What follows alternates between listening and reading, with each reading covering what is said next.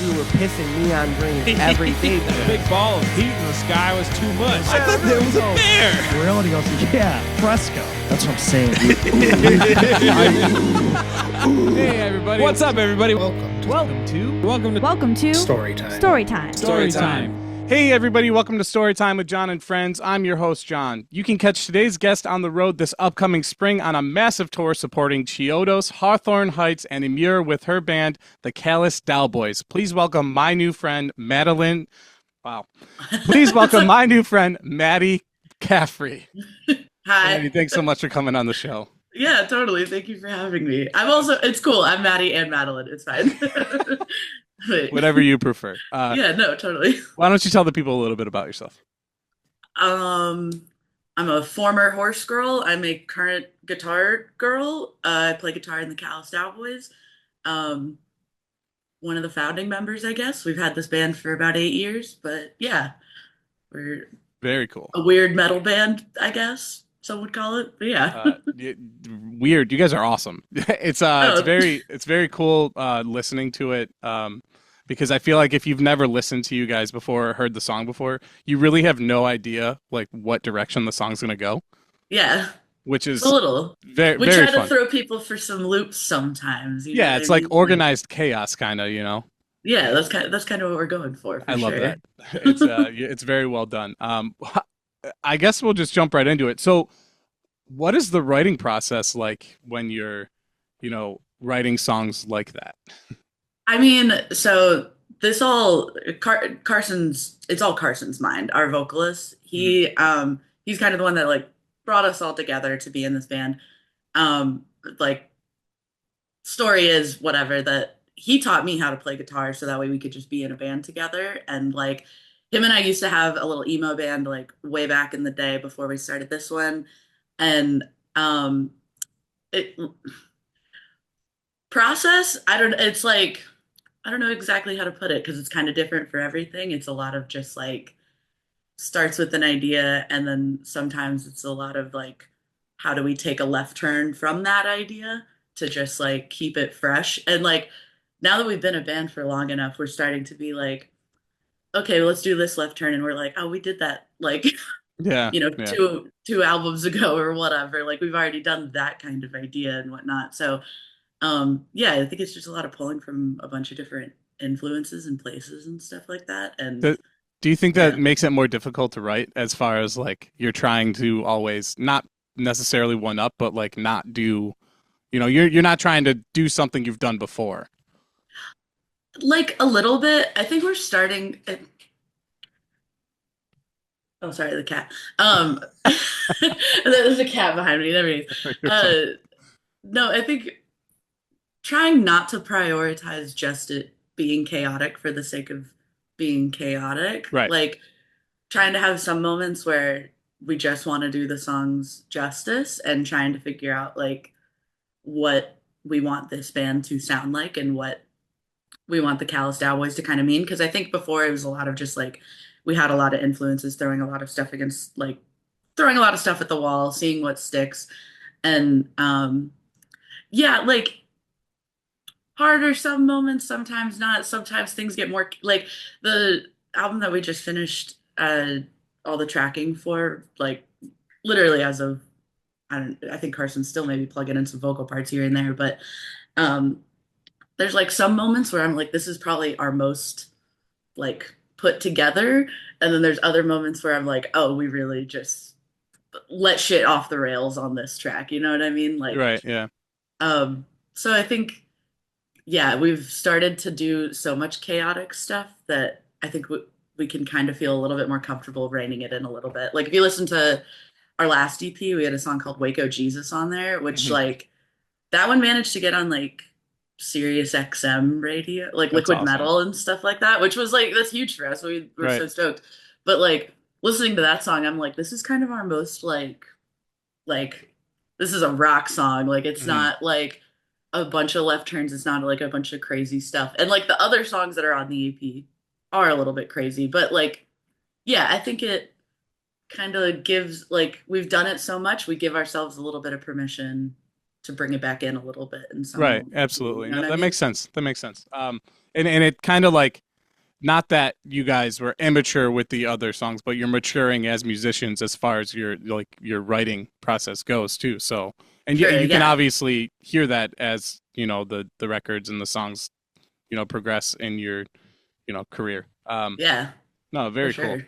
Uh, what, uh, what, how did the name come about? Like, how did you guys think of the name?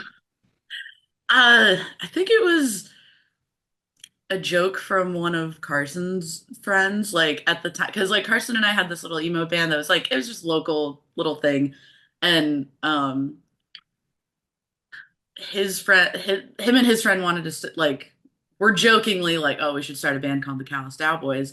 I think that friend moves away, doesn't want to do music, whatever it was, and then it was me, Carson, the bassist of our old band, Claire, the three of us, and we got a couple other members as well. We were like, let's just take the name. Like Carson really like in our old band, Carson and I both played guitar, Mhm. and he did like some backup vocals, but he was like, I really want to be like a vocalist, just stand alone, like want to go crazy on stage. And kind of the name we were just like, oh, it's silly, like whatever. And this was supposed to be just kind of like a little outlet for us to do something that we just could throw anything at the wall, just Mhm. be crazy and stupid and not have any high-minded ideas about what it was supposed to be. Okay. And so yeah, it was a silly band to start out with. If you listen to like our old stuff, like it's pretty bad. Don't actually listen to it. But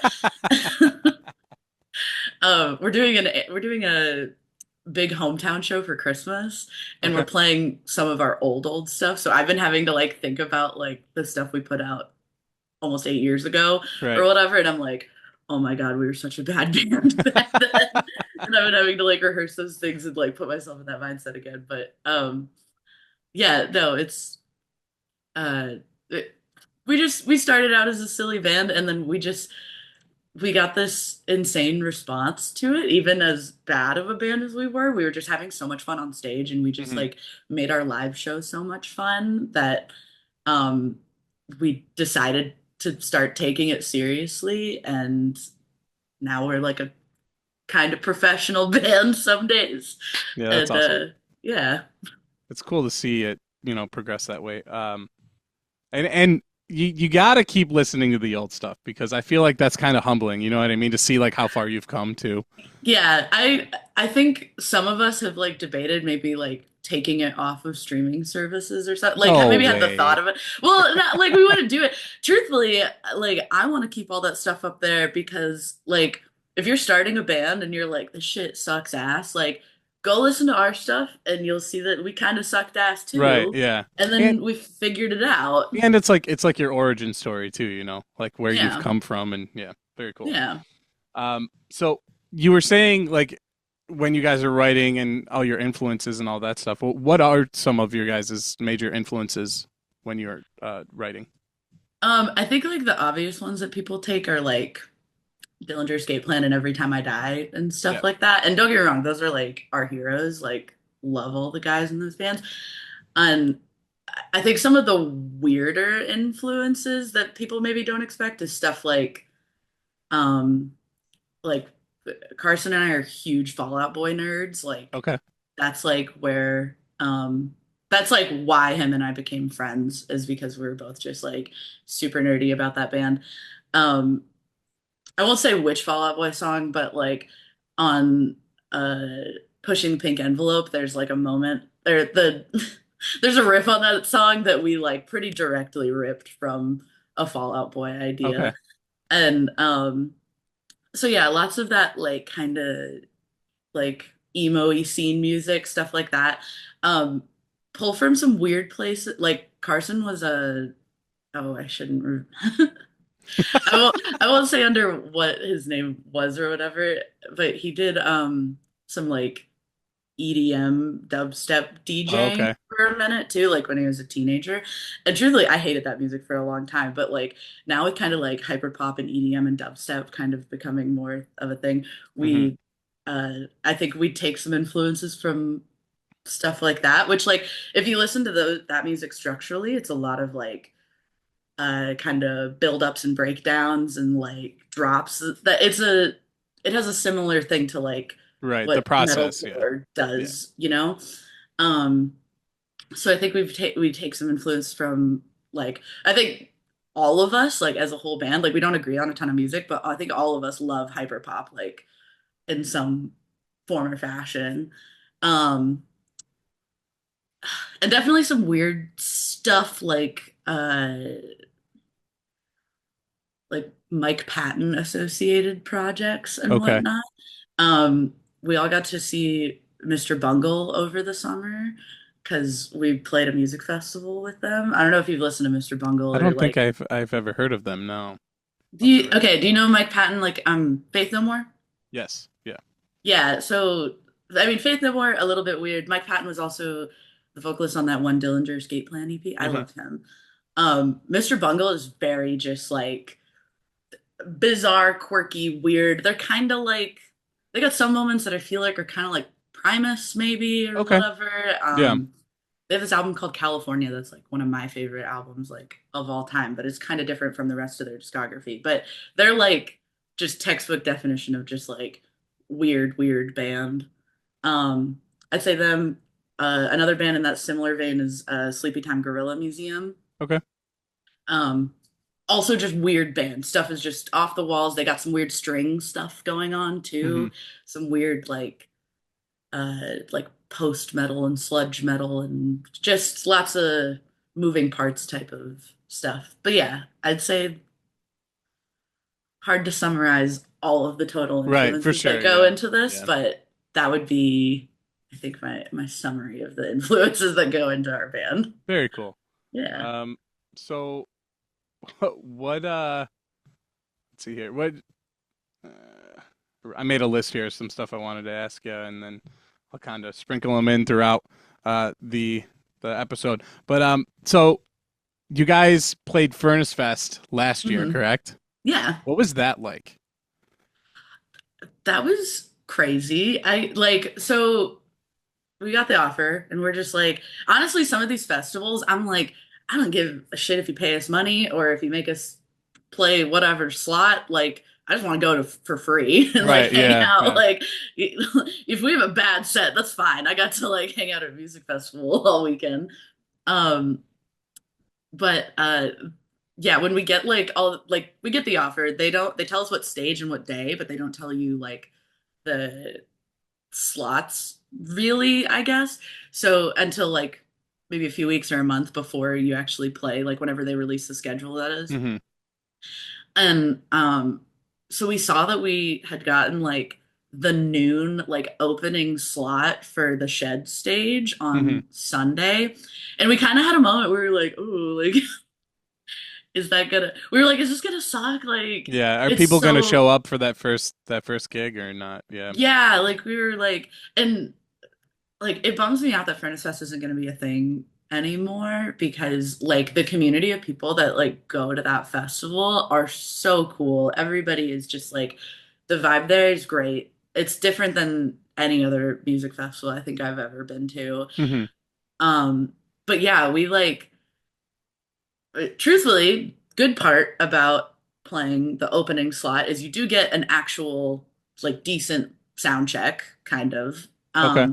So that was a plus. Right. We're like because we have some moving parts and whatnot. Like we bring our own front of house with us most places, and we usually like taking some time for proper sound checks because we just are a little picky about that kind of stuff. But um, yeah, no, we kind of went into it. We were just like, oh, like we don't know like what the response is gonna be and whatever. And like people were showing up the second that the gates were open that day, and Hmm. like we're standing there waiting for us for a minute, and like packed out that whole shed, which that was like so cool that we got to play the Shed stage too. Hmm. Like that's like the Furnace Fest stage, you know, and it was amazing. It was so cool. Like every moment of it was so cool. And like we're from the Southeast, so like you know, a lot of Atlanta people go to Furnace Fest because it's only like a 2-hour drive. Right. And so yeah, like just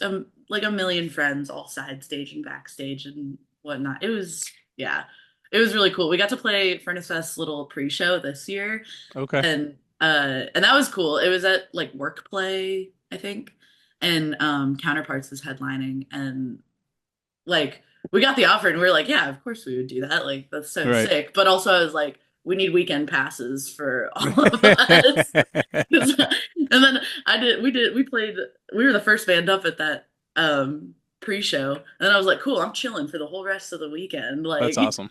we're just hanging out. Yeah. Yeah, I had Jake from No Cure on Oh, a yeah.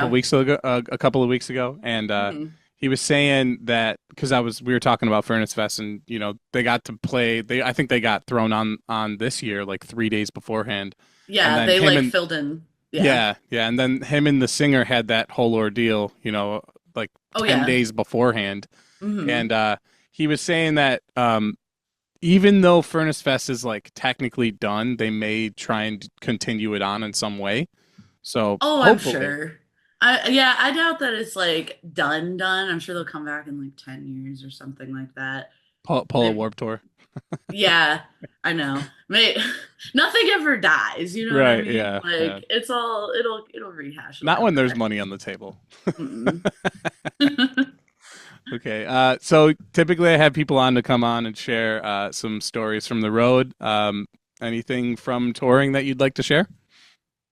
Oh man, I had wrote down like a little list of like little tour stories, but because Perfect. I was like trying to like narrow it down, I guess, between all the stuff we did. I think probably the craziest stories that I've come away from touring where we were in Europe earlier this year. Well, we've been to Europe 3 times now in the past Okay. year, which is financially not the best idea for anybody to do. Okay. But I did get a lot of cool stories from it. We did 6 weeks in Europe supporting Tesseract. And that was from like mid-January to the very end of February. Okay. 30 shows, I think 20 countries. Like we got to see like the entirety of Europe. There's like I don't even know where to begin with all the stories. I think the craziest one that's probably worth mentioning was I split my head open while we were on stage in Berlin, and I had to go to the emergency room in a German hospital. Because we're on stage playing, and like usually I'm stage right and our bassist Jackie is to the left of me. Mhm. Both of our headstocks are usually pointing towards the left, and so usually don't have to worry about somebody else's headstock being like close to me. Mm-hmm. This club we were playing in Berlin, the stage was like just a little bit tighter than what we were used to, and there's like we were playing we have the song Blackberry DeLorean where there's like it ends with a big breakdown, and lately, just to like keep it fresh live, we will kind of like detune or like transpose all of our guitars down a couple of steps and like Okay. play it like lower and slower, just to like it's Heavy. fun. Yeah, Heavy just as make it fuck. like Yeah, super yeah. heavy. And Jackie and I, for whatever reason, both turn to face the drummer while we're doing that, right? So now Jackie's headstock is on my right side. And anyways, we like go to do the breakdown, and I like go to like headbang forward, and Jackie takes their bass and flips it up like that. No. And it smacks me like right in the middle of my forehead. And I've had a couple of head injuries like already, like Mhm. not great ones. And that's just like the scariest thing to me is like hurting my head. So like Jackie does that. I like grab my head. I was like kind of trying to finish playing the notes, like to Mhm. finish this breakdown. But I like grabbed my head and I was like a little disoriented. And I'm kind of facing Carson, and I take my hand off my head, and blood just like shoots straight out the front of my forehead. And Carson looks like terrified, like and my whole face was covered in blood. I got it like all over my guitar. It was so nasty. And like I thought like I thought, and so did the rest of my band, that like I died or Right. like I was going to die because this was just, it was so much blood. It turns out just like if you get injuries on your head, Yeah, like, in your face. Yeah. yeah, like there's just the blood. I'm not a doctor. Whatever the blood vessels are or Hmm. whatever, it'll just cause a lot of blood. Yeah. Um, If you get any kind of ablation or anything on your face, it bleeds pretty bad, but it's not, you know, it's not as yeah, bad as like a artery or something, you know. yeah, and I don't even think I got like concussed really. I think it was Hmm. just because it was like the tuning peg on the headstock that just like hit me right there. And anyway, so I like like I see Carson and Marty both like freak out and jump up, and our tour manager for that tour, Connor, like is pulling me off stage, and like they find a towel, and I'm just like holding a towel over my face. Like I was terrified to look at it because I was Yeah. afraid that I was like gonna pass out or something. If I like, I was staying calm, but I was like, I know the second I like look at this and understand how much blood is here, I'm Hmm. gonna just like I'm gonna faint. I'm gonna start crying. Like I'll freak out. All my stupid bandmates though, no one took a picture. Entire face covered in blood. What? None of them took a picture. And That's all of wild. them, I know. And I was like, guys, like I just wanted one little picture. And Guys, this all is of the them, next record cover. What are we doing? I know. I was like, I needed a new Facebook profile picture, and I thought that would have been great. That's crazy. Where was that in the set? Did you have to stop playing or?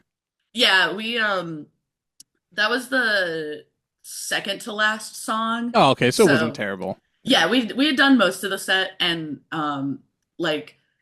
all of us were just, it was, I have never like bled that much. Hmm. So it was like we were all like a little terrified, and like in hindsight I'm just like, oh, I could have finished the set probably and that would have been like really metal, but no, we called an ambulance, and Okay. a German ambulance picked me up, and How was that? Because the language barrier had to be wild. well, cool part about Germany is most people there speak English anyway. Okay. The other part though is our violinist Amber. She speaks German like Oh, nice. fluently. So, and like, you know, poor Amber, I'm making her go through this with me because I Yeah. was like, because the EMTs did it, like they could do some English here and there, but like they weren't Broken. that confident with Yeah. it. So I told her to like come with me so that way she could like translate everything. But yeah, they just like put me in the ambulance, clean me up, take me to the emergency room. And this is bad, but I don't have health insurance because I'm a musician. It's whatever. And I'll figure it out later. Um, but we get to the hospital, and it's like German law that you have to have health insurance. Okay. Like I don't like not like they'll arrest you for it, but like I think they will Fine you like, or something. Yeah. or like they'll, yeah, it's something like that, or like they automatically give you like maybe basic health insurance or whatever. So like we get to the hospital and they ask me like if I have insurance. I'm like no, and also I'm American, and I just don't.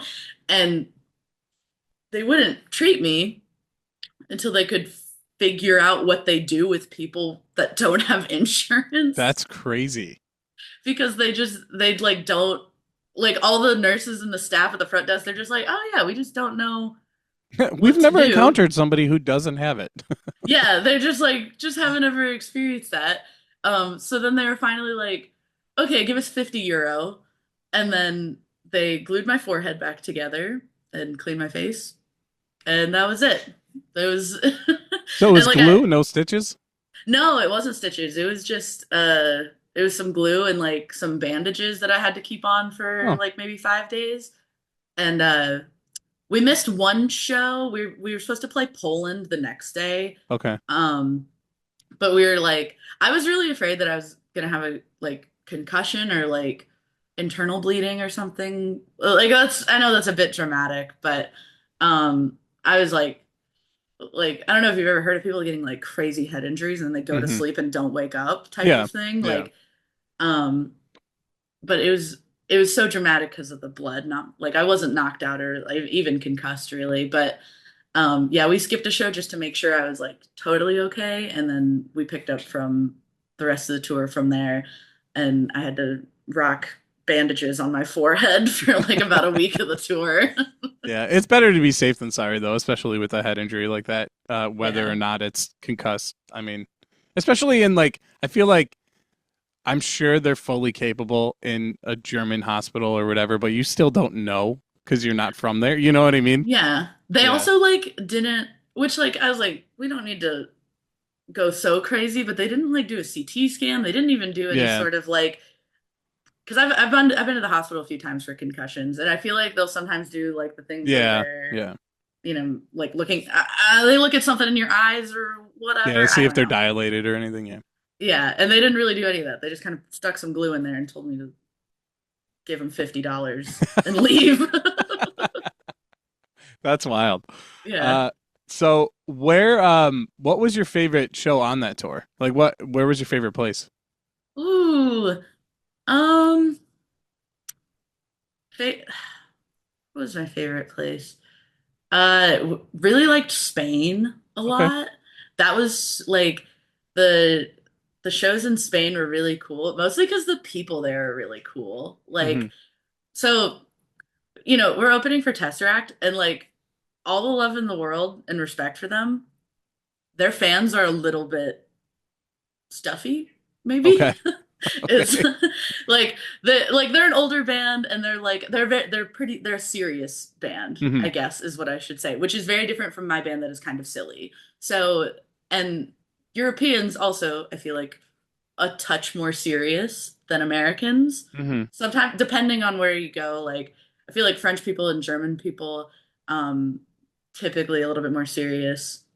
British people, like everybody in the UK doesn't feel that different from Americans, but like yeah, some of the Western European countries, they were just like a little bit more serious. But when we went to, and we started the tour in like Luxembourg and France. Okay. So we're like, the first like couple of shows we're playing, we're just like arms crossed getting stared at, people barely clapping Yeah. like in between songs, or like when we walked on stage, and like, and they don't know us, like that's the point, is that we were like on this tour to like try to get exposure to, Yeah. Build that fan base. yeah, like to Yeah. build a fan base over there. And like you just got to start from scratch, and like that's okay. We knew that going into it.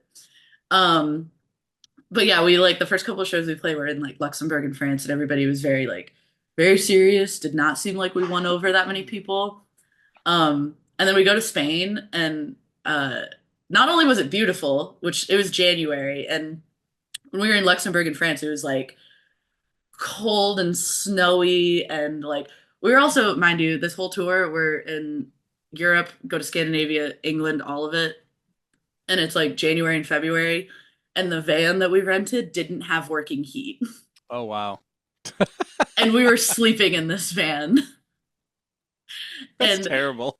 it was terrible because we spent a lot of money on this thing, and then the first night that we have to sleep in it, it's like below 10 degrees Fahrenheit with like multiple feet of snow outside. No heat is working. And we call the van rental company, and they're like, oh, yeah, that's crazy. I don't, like, oh, wow. Like they did not care. And I was like, Right. cool, thank you guys so much. But yeah, no, we went to Spain. All the people there were just like so cool to us. A lot of fun. The shows were really good. It was beautiful. Like, loved eating the food.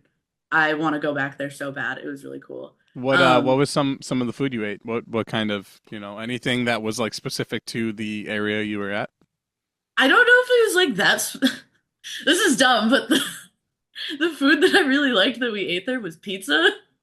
I mean, that's fair. I had pizza in Italy and it was incredible. So Oh yeah, yeah, no, and you so, gotta, and yeah. it's like, but I think it was like it was purely out of convenience. Like I wasn't even like seeking out anything that special, but whatever the pizza was that we got there, I was like, this is amazing. This is the best pizza ever. It's just a little mom and pop shop called Domino's. Yeah, it's El Domino's. Oh yes, yes. See. Yeah. We also went to a couple of fancy coffee shops while we were in Spain as well. That's like our one little thing that, like, we probably we were blowing most of our money going to really expensive coffee shops in Europe, That's fair. which is that's what we do in America too. Right, yeah, Like yeah. that's like if we, get to town early enough and we got time to wander around, usually the first thing we're doing is looking up like what's the fanciest coffee shop we can walk to. And I remember there was a couple of really cool ones that we went to in Spain. But yeah, Spain was really cool. Scandinavia was amazing. Like, Okay. and we went there in February, and which was so cool. Like my birthday's February 12th, and we got to play in Stockholm, Sweden, on my birthday, which was like really That's special. awesome. Yeah, except for the fact that the sound guy like fucked me over for the first like two songs we were playing. And it pissed me off so bad that like usually I'm on stage and I'm like a lot. I have been complimented on this before that I usually look really happy on stage Hmm. and that I'm like usually Enjoying smiling. yourself, yeah. Yeah, and it's because I love performing with like it's a lot of fun. We have a lot of fun on stage. Um, but this was my birthday show and I was like really upset that the first two songs he just had my monitor like completely off and we didn't have real amps with us. Okay. None of the bands on this tour had real amps. We were all basically everybody was playing like computers and modelers and stuff like that. So if I didn't have a working stage monitor, I basically couldn't hear myself. Right, and you guys are very like mathy and a lot of articulate things happen, so that had to be really tough. Yeah, and uh so I was just like, and truthfully, sometimes like it just when you we didn't have our own front of house for that tour, and like you just have to accept that sometimes like shit sucks, get through a set and it's fine. Um, but I was like, I was very obviously just like so annoyed because I was like, I just really wanted this show to be. It was my Right, birthday. I yeah. wanted to have a good day, Yeah. and towards the end of the set, um, a bunch of our friends on the tour package came out with a little birthday cake for me. Like Carson was about to like go in and say something, but instead he starts getting everybody to sing happy birthday. That's And I was awesome. like very I was surprised, but I had to be like, "Oh my God, thank you guys." Even though I was like really upset. Yeah. Um but yeah, we also when like on that tour we had to take like a million boats to go from some of the different places in Europe. And the night before the Stockholm show, we had to take a 16-hour ferry Oh, from wow. Helsinki, Finland to Stockholm. And that was like where I was actually like celebrating my birthday. We were like drinking on a boat, which is a bad idea because they they short you and like overcharge the drinks like crazy. Right. And the entertainment was like a Bulgarian live band doing Okay. sets interchangeably with a Ukrainian vaudeville circus troupe. It was Interesting. it was a hot mess. It was so chaotic. The only thing really to eat there was like a dinner buffet that you had to pay 50 € a person for, and it was Holy basic. shit. Yeah, and we were like, whatever, we're on this boat, like Right. we'll do it. And it was like an all you can eat buffet, but it was like you only had 2 hours to. It was so weird. They're like, hey, you can come at these different time slots to like eat at this buffet, and so we're all like, we're there like with a bunch of other people, and we're Hmm. waiting for that like time slot to hit, and they basically like open a gate and everybody like rushes in there. It was weird. That's crazy. They had free wine on tap though. That's It sick. wasn't good, but I did drink it. Um, and truthfully, I was like for $50, they had like all sorts of weird like uh Baltic fish and shit like that. So Okay. I was trying one of everything. Just Right. I was like getting my money's worth. Um, but yeah, we did that on the boat. They also had there's like three levels on this boat. I hadn't ever really been on like any kind of cruise ship or boats much at Hmm. all before. And this was kind of like a mini cruise ship where they've got like a couple of bars, they had a gambling area, um, like some stages with like the live entertainment and whatnot. The top deck though, they had another bar up there and they were doing karaoke, and there's like I don't know who like a Baltic Sea cruise is for, but like there's so many different types of people on this boat. Like I said, there's like the Ukrainian troupe and there's like a Bulgarian band.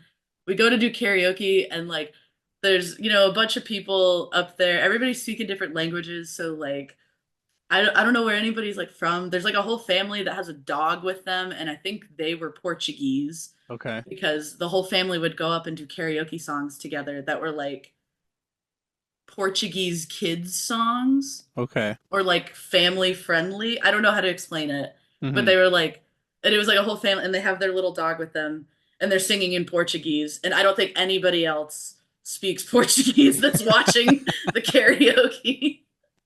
And then like there there's people doing like some Swedish songs as well, and people from like a couple other parts of Europe, and like I think there was like they might have been Korean or something. There was like a group of like Korean people that were also like picking songs as well. And then Carson went up and did Miss New Booty Hell on yeah. karaoke. What's your go-to song in karaoke? Ooh,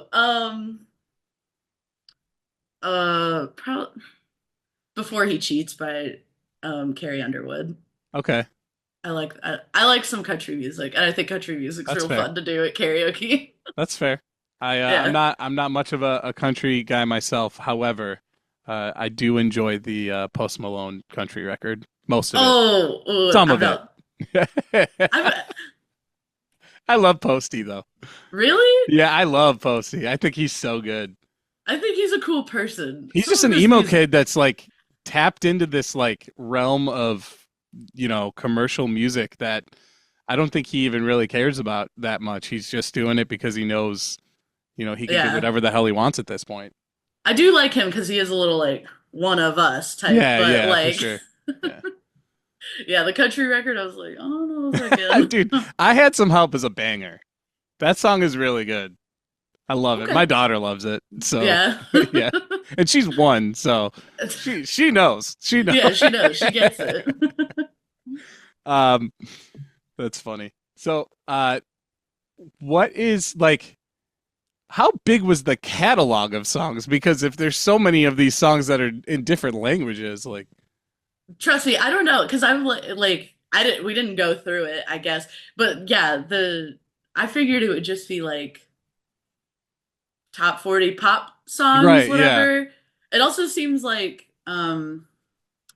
the live band that was like playing on this cruise ship, like a pretty Mhm. common denominator is like 50s and 60s rock and roll like music. That's kind of Okay. music that like everybody like Elvis Right. songs and stuff like that. Like that's kind of some of the only music that like everybody on the boat probably knows, Mhm. you know? Um yeah, that was the most chaotic like karaoke experience ever. And then it was topped off by Carson doing Miss New Booty. All of us were like I have like videos of it and stuff like that, and all of us were dying. That was like I love that. and the rest of the boat's kind of like, yeah, like some people got it and other people were like, what is this song? Like Who is this guy on stage twerking in front of yeah. my so what are some things that you guys did as far as like on off days or anything that wasn't, playing shows and stuff like that? Um we on that tour we had an off day in Paris, which was super cool because like it's amazing to just like be in Paris. The thing is that like that whole tour we had like no money. You know what I Mhm. mean? Like we were just like scraping by every little bit just like to get like meals and whatnot. Um and that day I think Carson and Amber both like they knew we had the day off in Paris. Both of them saved up money to go to the Louvre and went and like had like a little like touristy day. And then uh me, Jackie, Dan, and Marty, we were like, we got maybe 30 euros between all of us. Mhm. And we were like, we're just gonna like walk around and just go see some stuff and Just like walk explore. along. Yeah. The one thing we were all like, we want to do this today was smoke cigarettes, which is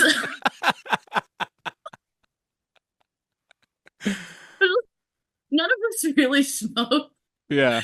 but like everybody in Europe smokes like a lot. And Mhm. like I don't know if you've ever seen packs of cigarettes in other countries. Because The with the pictures on them. yeah, they have like Yeah. all these horrifying pictures on Yeah. them. Yeah. And like the other band on that tour that we made friends with, Unprocessed, like a couple of them would smoke and stuff like that. And I'd look at their like little German cigarettes and I was like, oh my God, why is there like a dying baby on it? And Yeah. whatever. There's like a shriveled up black lung, and you're like, Yeah. oh, what the hell? There's like, which I just think is very funny. Like every time like we'd be, outside or like mingling with people or meeting new people and they smoke cigarettes, I'd always be like, oh, what does your Can I pack have inspect on? Yeah, I want to see. Like it's a trading card. Like Yeah, that's funny. because I hadn't seen him. Yeah. But yeah, no, we were literally like, we had a day off in Paris and we're like, yeah, we're gonna walk around, we're gonna see stuff. We're gonna go sit in one of those cafes where you sit on the outside of them and you're kind of facing the street. We're gonna sit outside one of those cafes and drink cappuccinos, have a little pain au chocolat, and smoke cigarettes. That's hilarious. That was our only goal for the day. Did you guys have anything from like the street vendors? Oh Like food? yeah, I think I got like crepes and what else did we have? Like any kind of like those little like street vendory type Yeah, yeah. things. We would get stuff So from them. I'm curious because I saw a video the other day. Maybe Mhm. you'll know if this is true or not. And this kid apparently was in Paris and he wanted a crepe, so he went to a Mhm. street vendor. And as he sat down to eat his crepe, he said he saw the guy that was the street vendor walk past him to the sewage and then hide all of the ingredients in like the sewage. Like in a manhole or something? Yeah, so like he looked around, made sure nobody was watching, popped the manhole, and then like had them in like plastic baggies, and then just like hid them in the manhole. And then That's he said that like most of the vendors in Paris, they'll use that because it's like naturally cool in there, like the air. But they'll do that instead of having to like bring their ingredients with them everywhere. It's like a that's common thing, I guess. that's gross. Super gross. Super gross. But it I can't be didn't. that bad if I mean you didn't notice a stench or anything if you're eating this stuff. And I'm sure not everybody does that, but it's kind of it's fucking gross. Yeah, that's nasty. I mean, okay, I guess the place that I went to was kind of like a little stall, like on the Okay. side of a building. It wasn't just like a guy on the street. Yeah, I know. So he said that this guy was like at the Eiffel Tower. So it was like, not Yeah. like a lot of stuff around, I guess. I guess that. Oh, that's weird. No, because we went to the Eiffel Tower and I bought a croissant. And Okay. I literally like took a picture with the croissant in the Eiffel Tower because I Yeah. was like, oh, like I'm in Paris, guys. That's funny. But that makes me feel suspicious if I was eating a sewer croissant now. I if don't they see. I just, feel like it was like the fruits and stuff that had to be cooled, kind of thing. I don't know. that's even more. That's just I don't want sewage fruit either. I'll find the video and send it to you. I'll try. Yeah, I'll try to find that's it and send it to you. crazy. Man, Did I just freak you out a little bit? It's just they just everything in Europe is just like ever so slightly different. Right, They just yeah. do things just Yeah. slightly off, and it's always like it's a little weird. It's fine, and maybe I don't judge. Maybe I do. It's whatever. That's funny. So moving on Mhm. from the vendors. So what? Let's see. Is there any performances that you've had where you're like, this one is like my most memorable favorite performance? Ooh, um, most memorable. I feel lucky that we have had like so many special ones. I'll say we did Arctangent like around like last year's Arctangent, the 2023 one. Mhm.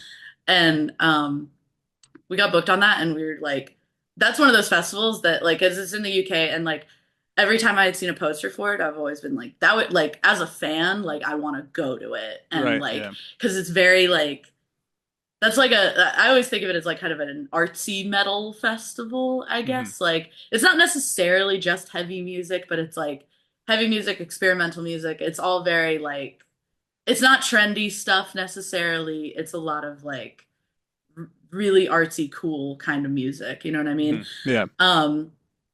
And we got booked on that, and I was just like, just jazzed that we'd be able to go to it and like Right. see some of the other bands and stuff like that. And it's in these like, it's on a farm in like the middle of nowhere, kind of. It's like muddy and gross. They set up these giant like circus tents for all the bands to perform in, because it notoriously just rains most of the weekend, like at this festival every year. And but we like go to start setting up our stuff on stage, which we don't have like crews or anything. Like we're, putting our own amps and pedals up there and stuff like that. And like as we're setting up, like people are already just like filing in because they do not want to miss our set. Like they wanted to be there for our set. And it was like a bunch of people that showed up like already wearing our merch, and like were like a couple of them started like chanting some stuff for us. A couple of people like we're literally like line checking guitars and whatnot, and there was like a group of kids in the middle that kind of started a little pit, like all like started running in a circle in like their own little mosh pit. There's no music happening. Like there's no sound. We're trying to like get our like we're trying to get mics on drums and stuff like that and trying to get set up, and like people are already like just really hyped and really excited for us. Warming up. Yeah, and and then when we go to do like the actual set, it was like there's like a bunch of people knew a bunch of the words to the songs, and like were just like so into it, and it was this huge crowd. It was probably one of the like at that point probably one of the biggest crowds we'd ever played to. And in a foreign country. It was towards the end of our first European tour, and I could like that one is just like in my brain forever, I think, because to be there, like we had never played this festival before. You don't know if like anybody knows you or even cares, like to watch you just, you know what I mean? Like you could do anything with your day. And that many people just showed up and like not just knew us, but were excited for us and wanted to be there for us and stuff. It was really cool. That's awesome. Yeah. Is there was there a show or a concert that you went to when you were younger that made you realize that this was something you were interested in doing? Ooh, probably. I like grew up as kind of like a little Hot Topic-y emo type kid, whatever. Like my favorite band probably of all time is My Chemical Romance. How did I know you were going to say that when you said Hot Topic? You had said Hot Topic, and I was like, she's going to say My Chem. Yeah, no, that's like that band is probably kind of why I wanted to play guitar. Right. Both the guitarists in that band are like, they're so fucking cool. Like both of them at what they do and everything. I think that band is fucking awesome. And they also had like a ton of showmanship about their shows, and like I got to see them like before they went on hiatus. One of the coolest shows I think I've ever seen in my life was when they were touring off their last album, Danger Days. Okay. And I think I was like 15 probably, and they came through because like now they play like, I don't know if you saw all the drama with them this week, the announcing shows, and tickets are like, no, that happened this week. They just announced some shows. Okay. They got some crazy supports on them, but like it's not like a very long tour, but they're all in like stadiums, and people are fighting for their lives for these tickets. They're like $700 general admission, like floor tickets. Like it's a mess. That's not really me right now financially, but yeah, I love it for y'all if you got $700 to blow on that. But yeah, they play these like stadiums, but on this tour for Danger Days, there's this venue in Atlanta called the Tabernacle. Okay. And it's in a really old church. Like from maybe the late 1800s. There isn't a lot of old stuff in Atlanta because it got burnt down during the Civil War, blah, blah, blah. But it's in this like really old church that has a bunch of like beautiful like stained glass in it. And it still has a bunch of the original like painting on the inside from when it was a church. And like, I've seen a handful of like really cool shows there, but seeing My Chem there was like, because that's the exact kind of band I would want to see in like a church, you know what I mean? Yeah, plus I mean they had a music video where he walked out of a big church like that. Yeah, exactly. It's like I was like, this is so like, and also that venue is like, it can't be more than 5,000 capacity. It's probably less than that. It's got like some balconies and stuff like that, but it's not very big. That's probably the smallest venue I will ever get to see that band in, and it's like beautiful on the inside, and it was like one of the coolest shows ever. But yeah, I love that band. I used to like watch like every little like interview and like tour clip, and like I would watch every like on YouTube. I would just constantly be like watching videos of them on Warped Tour and stuff like that, and be like, yeah, they probably stink and are gross, and they're talking about how they haven't showered in a week, but for some reason I feel like I really want to do that. That's crazy. That's cool. So that was the turning point that made you, think about it. Yeah, that stuff kind of put the thought in my head, but I didn't I tried to teach myself how to play guitar when I was a teenager and couldn't really figure it out. And then it wasn't until I met Carson, like toward like right as I was getting out of high school, and him and I just like had all the same music taste in common. And he's an incredibly talented guitarist, and he was basically like, I'm just going to teach you how to play guitar so we can be in bands together. And that's great. Yeah. I love that. Do you guys have any superstitions or any pre-show rituals before you get on stage? Ooh, superstitions. Pretty sure. I don't know. I'm pretty like, I don't know if I have any like crazy superstitions that don't like make any sense. I am very like every single thing needs to be in its place type of thing. Like between sound check and when we play, like there's like, I don't know, Dan and I, the other guitarist, him and I fight and butt heads all the time. He is my best friend ever, but like we do just like constantly clash. And I'm very like, whatever is happening with all my equipment during sound check, I'm not changing. Like as soon as sound check's done, there is no changing it. There's no changing like a cable or like anything. Like I just like want to. Yeah. And Dan will sometimes be like, oh, you should play, like, add this pedal to your board or something like that. Like, we'll be like, oh, let me change out, like, your strings on your guitar or something. It was just weird stuff like that. And I'm always just like, if whatever it was like at soundcheck, I'm not changing it. So it's a little superstitious as far as being like, where I left it is where it's going to be when we perform. I also don't believe in playing with money in my pocket. Why is that? That kind of comes over from, well, I mean, most of the time I don't have pockets anyway. Sometimes I do, sometimes I don't. But like, I also keep like a little, I don't have it with me, a little pick tin and I like, sometimes loose change will end up in there or something, and I will like purposely take it out because I don't want it on stage. The money in my pocket thing. If there's something important I have to do, I don't like having money in my pocket. And that comes from, I used to ride horses. And you've been to a rodeo, right? I have not. So I'm in Buffalo. I'm like as north up as, yeah.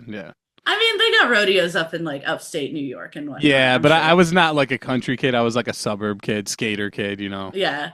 So I like grew up doing rodeos and whatnot. Okay. And that is all just like, it's a ton of luck. It's a ton of just like, everything needs to line up for that to like go perfectly, but you also compete for money when you compete in rodeos, right? And anyways, one of my I had a million superstitions. I wouldn't wear green that day if I was like competing, like or whatever. I had like a handful of other like. But what's the idea behind that? Like, are you like if you wear green, you're showing that you're incapable? Like, what is the meaning behind green to you in that moment? So they kind of just they have to do with money, I guess. Like, Okay. so I wouldn't, I don't know how to explain it. Cause like I would go to these competitions, right? And like, get the fuck out of here. This stupid cat is just, he's being a mess. Um, I would go to these competitions. Sometimes I'd go to these competitions with just enough like money to put gas in my truck to go to the competition, and then I'd be like, I gotta win money if I want to have gas money to drive To go back, yeah. to drive my truck back home that day, and stop. And anyways, some other person told me it's bad luck to compete with money in your pocket. So then, of course, anytime like I would like do bad or something, and I'd like come out and be like, man, like beating myself up, and I'd like check my pocket and there'd be a quarter in there. I'd be like, crazy. beat myself up over Yeah, it. that's wild So- though. That's wild that it was like you'd check your pocket and you're like, damn it, I forgot a quarter. Like that's wild. Yeah. Or like there'd be like an extra $1 or something like that. So Yeah. anytime I have something that's like vaguely important, Right. or like, because I don't know, the thing about being in a band, which I think is awesome, is we can mess up and the promoter still has to cut our check. You know what I mean? Like, Right, yeah. there's nothing in the contract that says like if you play more than 5 notes wrong, Yeah. we dock your pay. So like, but no, I like that's like if I have anything like important to do or whatever, I just won't have money in my pocket. So how And much that's money was in your pockets when you got cranked in the face? None, because sometimes bad stuff just happens because superstitions don't actually like mean anything. Right. I think I was wearing like a dress or skirt that night anyway, so I just like I probably none. But yeah, no, that's That's funny. yeah, that's my only real like superstitious thing, I guess. Yeah, okay. Do you have any memorable, like funny, weird, or like bad fan interactions? Oh man. The memorable ones are the bad ones, and Okay. I don't want to like That's fine. We don't have to. It's totally fine. I just don't want to like badmouth anybody, whatever. That's And fair. it feels rude to not remember the good ones sometimes. That's fair. I'll say there's one. I believe this guy's name's Devin, and truthfully, I can't remember. I'm sorry if I haven't met this guy. I owe him a million thank yous though. One of our first tours ever, we we used to tour in this big like short bus, like an airport shuttle bus Okay. type of thing. Yeah. And which is a terrible idea to tour in. If you're a musician, do not buy those things. I don't care if you saw somebody else like, oh, we built like bunks in it and we can sleep in it. They're not a good idea. They're terrible because nobody can work on them and they all have problems. So anyways, we woke up at our hotel one morning and just had a flat tire. Like it just popped from sitting there overnight. We go to take it to a mechanic and he's basically like, you should just replace all these tires. Like he's like, there's no telling when any of the rest of them are going to pop. So I was like, whatever.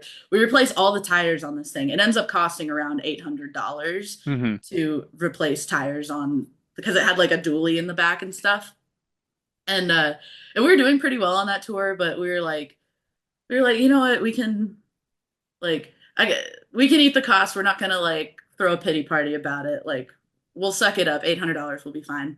We didn't post about it or anything. Like we didn't like hardly post on like Instagram about like, hey, we're gonna be late to the show because we got like, you know what I mean? We had driven most of the way the day before, so like we weren't late or anything. But then someone like this guy, he messaged us on Instagram like he had no idea that we had just spent that much money. Right. And he was like, hey, like, I just really love you guys. Like, what's your Venmo? And I'm thinking he's going to send us like $50 or something Right, like yeah. that. Or whatever. And he sends us like $750. Wow. That's just like, wild. yeah. And like, he's come to a handful of our shows. And I only know that because he'll just like post on his Instagram story. And I'm like, thank you. Like, that he came to see us, that he did this really nice thing. And I'm like, I was like, thank you for making like it was like it was a shitty little day. Right. Yeah. And I think on that tour we were maybe our guarantee was like $150 a night. And so like the fact that somebody else just like came in and Yeah, helped that's us recover wild. from that. That's like the universe like looking out for you. Yeah, I Yeah. know. I was like, that was like a little guardian angel moment. I For sure. was really Yeah. grateful for that. That's But awesome. yeah. hmm That's a great interaction, even if Yeah. it wasn't in person. That's awesome. Yeah. I Do thought you guys that have was any nice. near death experiences? Um, Maybe mine was probably Okay. the closest to being a near death experience. Um, I think the rest of the band, this was forever ago, but the rest of the band likes to give me shit about one time I almost like straight up flipped our old van hmm because um I was the hot pickles you get from the gas station? Yes. Yes. I was like eating one of those while driving. But like they put a bunch of juices in it, and I tried to roll. I'm driving on the interstate. This isn't smart. But I was like, I rolled down the window and I'm trying to like pour the juices out of the window. And while I do that, like I like swerve over and like the whole van like felt like it like tipped for a second and then came and everybody wanted to kill me for that. So now I'm not allowed to eat hot pickles on tour anymore. But So specific. that that one, I don't know. We've gone through like the tire poppings, the what anything else that's like a near death experience. I don't know. I think we've so far knock on some sort of wood somewhere been pretty lucky That's great. that Keep the luck going. yeah. It's not good to have those experiences. I just like to ask because some people have had some wild fucking experiences. Oh yeah, I believe that. I hear other musician stories all the time, and Right. it gets a little dangerous out here sometimes. Absolutely. I mean, what I had one guy on, he said his first tour ever, he was in like a small vehicle pulling a trailer and they flipped the car. And I was like, how? He's like, well, I don't really want to talk get too far into it. I was like, that's fine, whatever. like, Yeah. let's move on. But I mean, I can't even imagine flipping a bus or anything like that. So Yeah. No, that's it's the thought of it is terrifying alone. You're already like half the time, a lot of times you're white knuckling it through the Rocky Mountains or some shit because it never stops snowing there and everything's on a hill. So yeah. terrifying. And sometimes somebody else's booking agent will be like, you got to do a 9-hour drive with no day off or whatever. Nine's Yeah. a lot, but I've done like 15-hour drives through the night to try and get to the next city so that way we're there on time. And it's the worst for sure. Oh, a terrible story. There's one tour that we did. We're opening for Drugs, Destroy, Rebuild, and Some Okay, God yeah. shows. It's a Craig Owens like side project band, Mhm. kind of whatever. Anyways, we were on that tour, right? And we told our booking agent to fill in a bunch of the days off from that tour with headliners for our band, right? Okay, yeah. It was us and the other support band, 156 Silence. We did a bunch of these like shows together, and which like that was like still that was our third like full US tour ever. And we were like, yeah, fuck it. No days off. Like, let's just get money and like keep going. And like, this will be great. We're gonna like, we can handle it. Right. Right. Anyways, we do a stretch of 10 shows in a row, and which is not good. We know better now to not do that. But at the time we were like, whatever, we can handle it. One of the days off shows we do in Wisconsin at very legendary JJ's Bar and Grill. If you've ever heard, it's not a real restaurant. It's JJ's basement. It's a house show venue. Okay. Really cool. It was a cool house show though, and they always get like a ton of people at this, and it's always really sick. So we play JJ's in Wisconsin, and then we had to go back to the tour with Drugs, and the next show picked up in Pittsburgh, which is a solid 10 to 12 hours of Yeah, driving. that's not close. Yeah, it's not close at all. And so basically we're gonna get out of this house show by like 11 or so, and then we're gonna drive like 3 or 4 hours, stop at a motel, get like probably 4 or 5 hours of sleep just to get it, because the vehicle we were in, we couldn't really sleep in it. Get 4 or 5 hours of sleep in, I think it's Indiana. We were gonna get sleep in Indiana, and then from there drive across Ohio, get to Pittsburgh, right? So I do most of the like logistical planning, and like I book all the hotels. Dan does the night driving. I can't drive at night. I'm usually morning driver, Dan's night driver. So we leave house show in Wisconsin. I have us a hotel booked at like whatever address in Indiana, right? And I text Dan the address, right? You know how like on your phone, like if you text someone an address, like part of it'll be underlined. Yeah, somehow. it'll be blue, like a link. Yeah, or like the whole thing will be underlined or whatever. When I texted Dan this address, only the street number and the name of the street was underlined. So Dan just clicked that, and it and we clicked that, and it didn't click the whole entire address, which was supposed to land us in Indiana at a like Motel 6 that was right along our route. That was like maybe 3.5 hours away or something, right?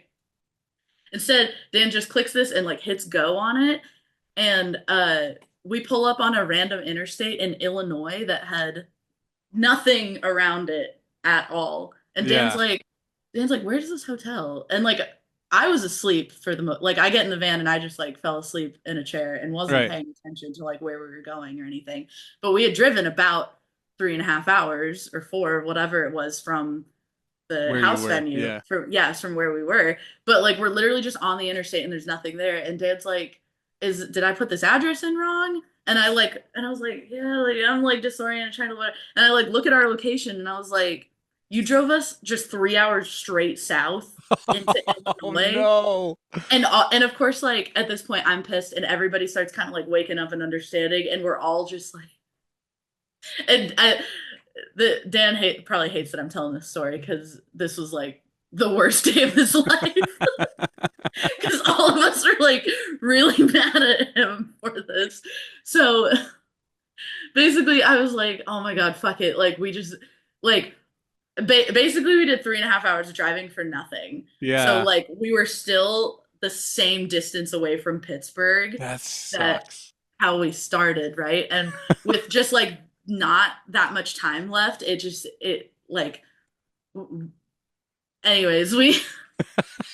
so we get back on the road, and mind you, it's like 2 a.m, I think, when we have this realization. And I was like, fuck, we need to sleep somewhere.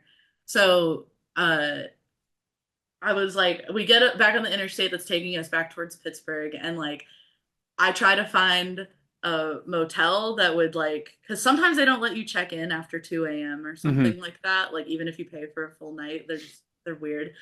I find a motel. We get there, like it was maybe in an hour and a half, so it's close to 4 a.m. at this point. We get there, and at nearly 4 a.m, there are people yelling at the front desk lady, which is always a great sign. Yeah. And so like, and I'd probably, I think I saw that they had openings, or I'd called ahead or something like that. So I didn't like pay for anything really. I just like was like, hey, like you have a room that we could come get. And so we get there, and we're standing in the lobby watching these people yell at the front desk lady. It's almost 4 a.m. We're waiting for them to finish up so we could check into one of these rooms. And our drummer Marty is like standing beside me, and like maybe Jackie's behind us or something, whatever it was. And we're in the lobby, and Marty sees like a roach kind of just like crawl across the side, like in the other side of the room. And he turns around, he's like, no, we're leaving. I would have done the same. He was like, no, we're not doing this. And I was like, oh yeah, like you're right, like we're not gonna there's no point in paying like $100 just for us to get fucking bed bugs 2, or 3 whatever. hours, yeah. Yeah, 2 or 3 hours of sleep in Yeah. bed bugs. Fuck that. So basically Dan, I think, just out of sheer self-loathing, just kind of white knuckles the entire drive to Pittsburgh, and then Yeah. we checked into a Pittsburgh hotel like a little bit before we had to get to load in, and we all got maybe like 2 hours of sleep. That's tough. That is tough. I do not envy that at all. That sounds like a fucking terrible experience. Yeah, it wasn't the best. Yeah. At the end of that 10-day stretch, we also recorded our first Hate 5-6 video. Oh, okay. I don't know if you've ever seen those, but Yeah, that guy rips. yeah. And he recorded us in Baltimore, and that was show 10 in a row, and that Pittsburgh thing happened like a day or two before that, I guess. And and I just remembered being like there's maybe some flaws in that video that I'm just like, which like it's fine. The Hate 5-6 thing, it's just meant to capture like, right, you know, the live performance. music. Yeah, the performance of it. Like none of them are perfect, and you got to accept that a little bit. But like there are some flaws in that one where I'm just like, I can't even be mad because I know we were just fighting for our lives. We were all like upset that day, and like that was show 10 in a row. Yeah, that is funny. So do you have any other stories you have written down you want to share? Ooh, let's.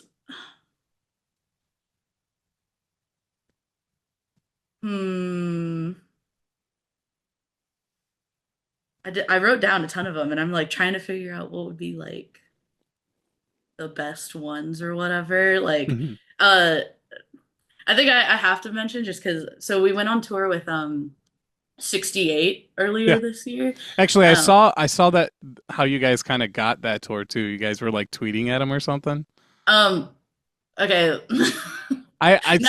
Because I follow you guys on Twitter, and I follow them on Twitter, and it was like, hey, you guys need somebody on that like, you know, I'm just like not even close to what it was, but I just remember being like, that was crazy that they were like, yeah, we'll make it happen kind of thing. Like, I don't want to spoil the magic for you, but we have the same booking agent. Oh, okay. Well, now it's all over, and I'm unfollowing, but no. I think Josh and Carson they're messing with each other. I think they had like kind of planned that a little bit, maybe. Yeah. But I'm taking this out. We're not telling the people. I know. I'm like, am I spoiling that? I would hate to. No, that tour was so funny just because, like, you know, Josh is like kind of a little bit of a hero. Like, I hate to put anybody on pedestals and stuff like that. Like, everybody's just a musician and a guy. Right. But he is really just one of the coolest like musicians I think I've ever met, and like we all look up to him and whatever. But he was 68, great band. They have a cool tour manager named JD like you know CeeLo, like the dice game. Yeah. So 4, 5, 6. Yeah, he was a tour manager for that tour, and he'd go around and he'd hand you your little buyout, which is like usually $10-15 or whatever. And then he'd have his little dice in his hand, and he'd be like, "You want to roll for it?" Like, that's amazing.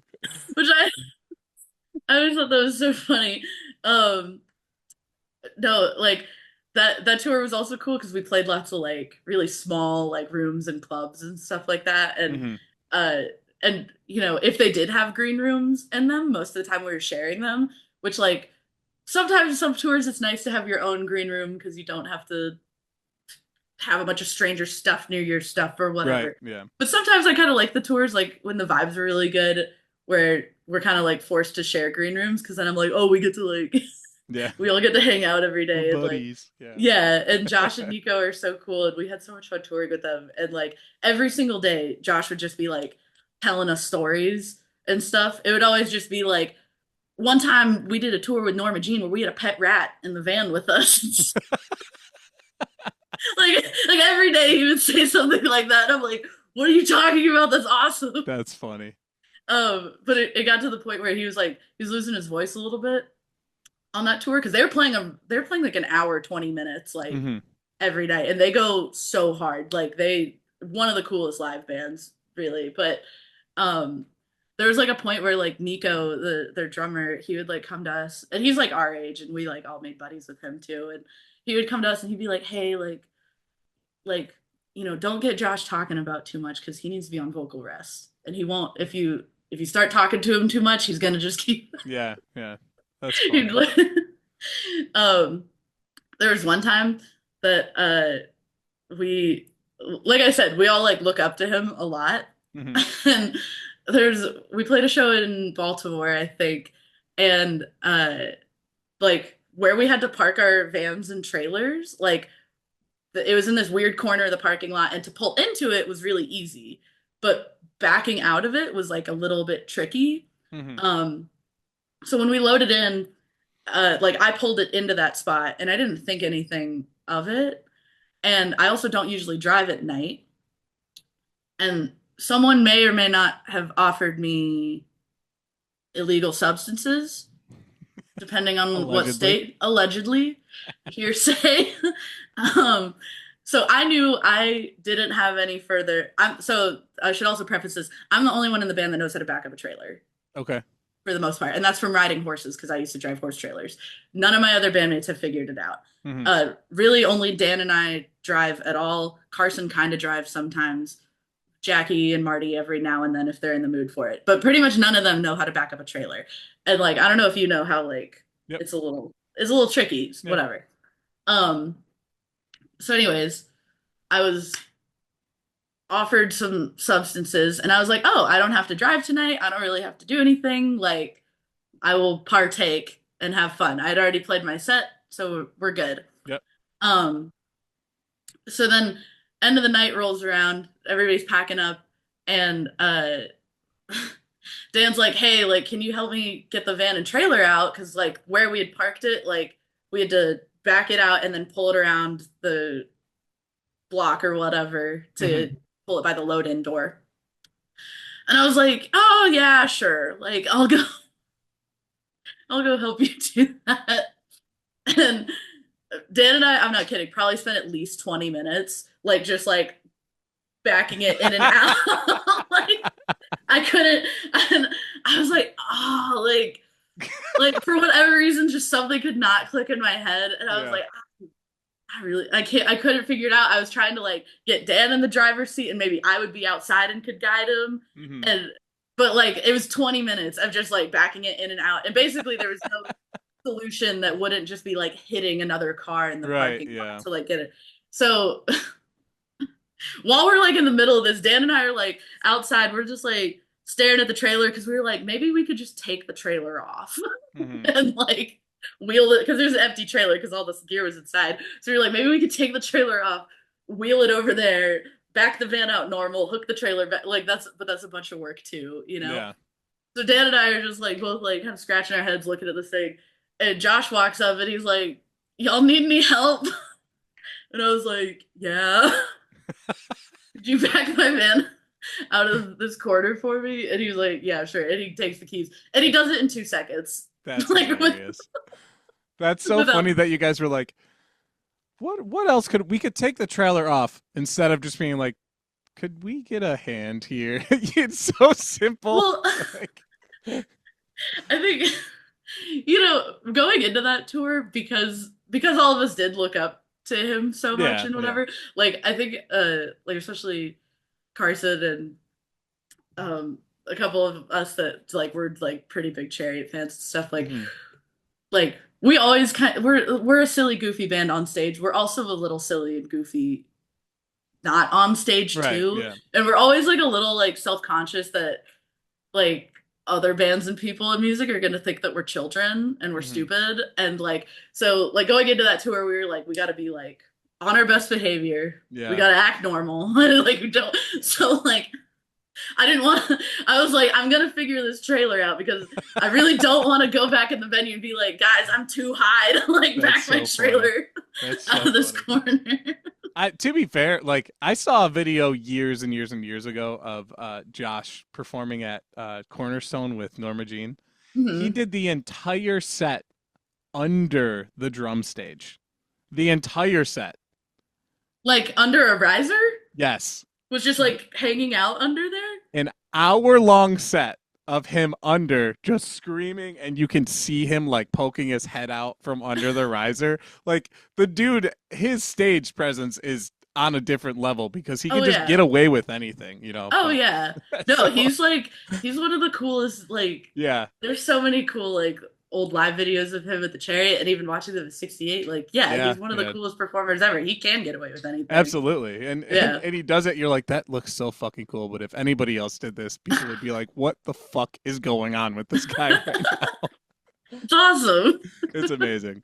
Yeah, I met him once or twice, and he was really nice. He's a nice guy. But, yeah, they're a great band. Him, Nico, and JD, cool guys. Very cool. All right, I guess we'll wind down here. Is there anything else you want to share before we end the episode? Yeah, I don't know. Maybe just plug in the usual stuff. Yeah, I mean, real quick. So what's in the future for the band as far as aside from that tour? You guys have a big Chiodos tour coming up. Yeah, we're doing the Chiodos Hawthorne Heights Amir tour. Really exciting. I'm a big fan of all those bands. Mm-hmm. We're also going. Before that, we're going to go to Europe with Silverstein Thursday, and I believe the other support band is called Bloom. That's going to be really cool. That's a really cool tour. Yeah, I've been listening to Silverstein and Thursday since I was in high school and stuff like that. So very cool. That's really special. Probably got some other touring plans like later in the year, but can't really talk about those quite yet. We're wrapping up the new record right now. It's in like the very final stages of like finishing whatnot, and can expect that next year. Do we know about when? Summer, fall, winter? I'll say like yes. The answer is yes. The second, it's in one of those seasons. Yeah, for sure. Yes. The answer is just yes. Yeah. I'm like cautious as to how much I can reveal exactly. Yeah, no, I understand. I understand. Mm-hmm. But yeah, we do have a new record coming out, which will be really exciting. I can't wait to hear it. Thank you. I appreciate you coming on. Anything you want to promote? Anything else? Now's the time. Instagram, all that stuff. Follow Callous DaoBoys on all the obvious things. The Callous DaoBoys on Instagram. I'm at Maddie Caffrey on Instagram if you want to follow me for whatever reason. Twitter is at Callous DaoBoys. My Twitter is at LineMade666. I love Twitter. I have a lot of fun on there. If you get, or it's X, whatever. I'm not calling it X. It's Twitter. I don't care what anybody says. It's Twitter. Yeah, those are the only things I'll really promote, I guess, social media wise, and the band. But yeah, thank you for having me, Maddie. Thank you so much for coming on. This was a lot of fun. I'd love to have you or some other band members of yours with you next time, whatever you want to do.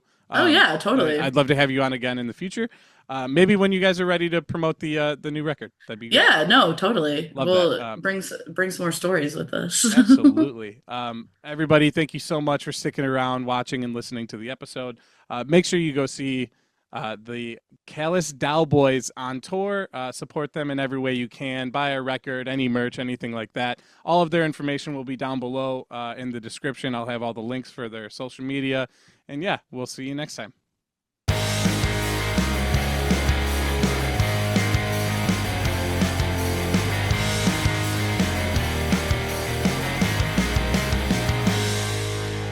Bye, bitch.